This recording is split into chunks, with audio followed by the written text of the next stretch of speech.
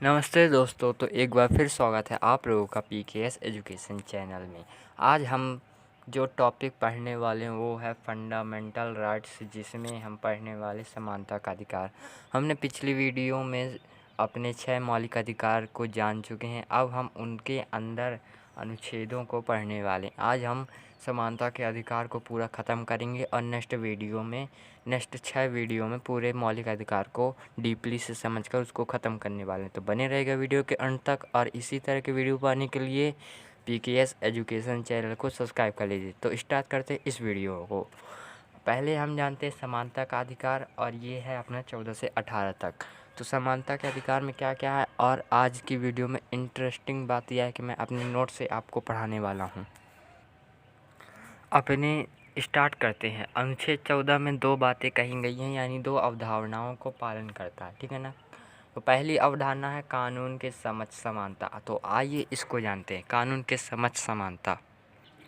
कानून के समक्ष समानता का अर्थ है कि सभी व्यक्तियों पर कानून समान रूप से लागू होंगे।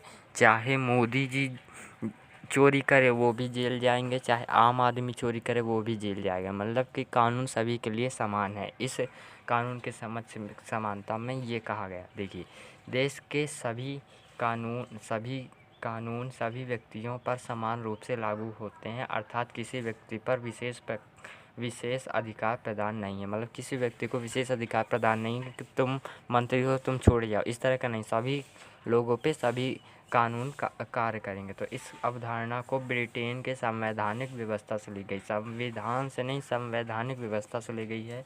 कहाँ की? अब ब्रिटेन की। अब नेक्स्ट चलते हैं। तो अनुच्छेद 14 में दूसरी बात कही गई है कि कानून के समान संरक्षण। कानून के समान संरक्षण, आइए हम इसको भी जानते हैं। अब कानून के समान संरक्षण क्या है, आइए उसको जानते हैं। यह कहता है कि व्यक्ति की परिस्थिति और दशाओं को देखते हुए उसके साथ तार्किक व्यवहार किया जा सकता है। तो यह अमेरिका की संवैधानिक व्यवस्था पर आधारित है, और यह एक सकारात्मक अवधारणा है। सकारात्मक अवधारणा। तो आइए इसको समझते हैं। जैसे कि किसी अमीर आदमी ने कोई चोरी कर दी, ठीक है ना, और उसे 2 साल की सज़ा और 5 लाख जुर्माना लगा, ठीक है ना। और अगर किसी गरीब व्यक्ति ने भी चोरी की, उसको भी 2 साल की सज़ा और 5 लाख का जुर्माना लगा, ठीक है।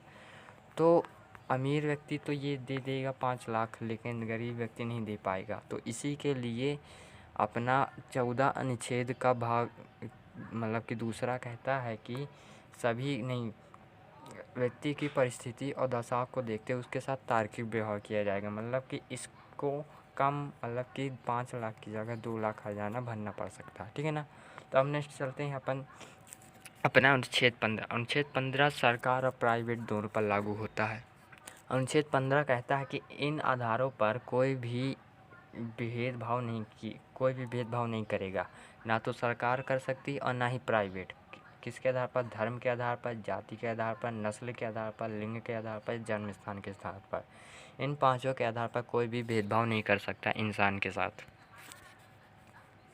लेकिन इसके अतिरिक्त भेदभाव किया जा सकता है, ठीक है ना। अब नेक्स्ट चलते हैं अपन अनुच्छेद 16। अनुच्छेद 16 क्या कहता है? अनुच्छेद 16 प्राइवेट पर लागू नहीं होता, ओनली गवर्नमेंट यानी सरकार पर लागू होता है।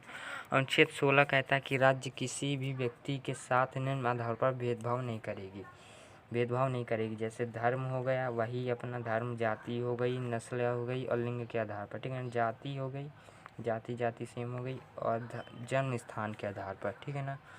हालांकि तार्किक प्रतिबंध लगाए जा सकते हैं। इसका अर्थ है कि 6 के अतिरिक्त किसी अन्य आधार पर भेदभाव नहीं किया जाता। मतलब इनके अतिरिक्त इन पर भेदभाव नहीं किया जा सकता, लेकिन इनके अतिरिक्त भेदभाव किया जा सकता है।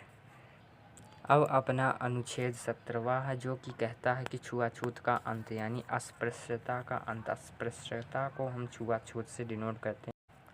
अनुच्छेद 17 कहता है कि छुआछूत का अंत हो गया।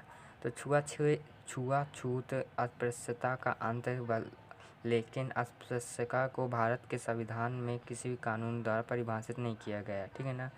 और अपने अंबेडकर साहब ने कहा था कि कोई भी बात अगर संविधान में समझ में ना आए तो आप हाई कोर्ट या सुप्रीम कोर्ट से पूछ सकते हैं। तो हमने हाई कोर्ट से पूछा तो किसने बताया हमें मैसूर के हाई कोर्ट ने कहा, मैसूर के हाई कोर्ट के जज ने कहा कि अस्पृश्यता एक ऐसी सामाजिक बुराई है जिसमें किसी जाति में पैदा होने के कारण व्यक्ति के साथ भेदभाव किया जाता है। यदि कोई व्यक्ति अस्पृश्यता के आधार पर दोषी पाया जाता है तो वह लोकसभा अर्थात विधानसभा का चुनाव नहीं लड़ सकता। अगर आप भेदभाव करेंगे तो आप लोकसभा विधानसभा का चुनाव नहीं लड़ सकते। अब अपना नेक्स्ट और आखिरी जो कि अनुच्छेद है वो है अनुच्छेद 18।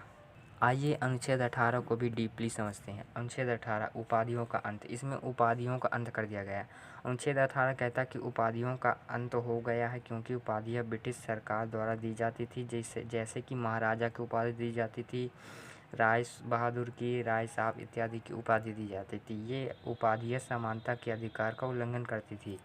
मतलब कि राजा की उपाधि देते थे तो कोई लोग बड़ा हो जाता है, कोई छोटा, जिससे समानता का अधिकार का विरोध होता है। इसीलिए ये अनुमति जो कि उपाधियों का अंत ख़त्म कर दिया गया। ठीक है ना। आई होप फ्रेंड्स आप लोगों को इस वीडियो में अनुच्छेद 14 से 18 तक एकदम बेहतरीन रूप से समझ में आए होंगे। तो मिलते हैं नेक्स्ट वीडियो में, जब तक के लिए धन्यवाद।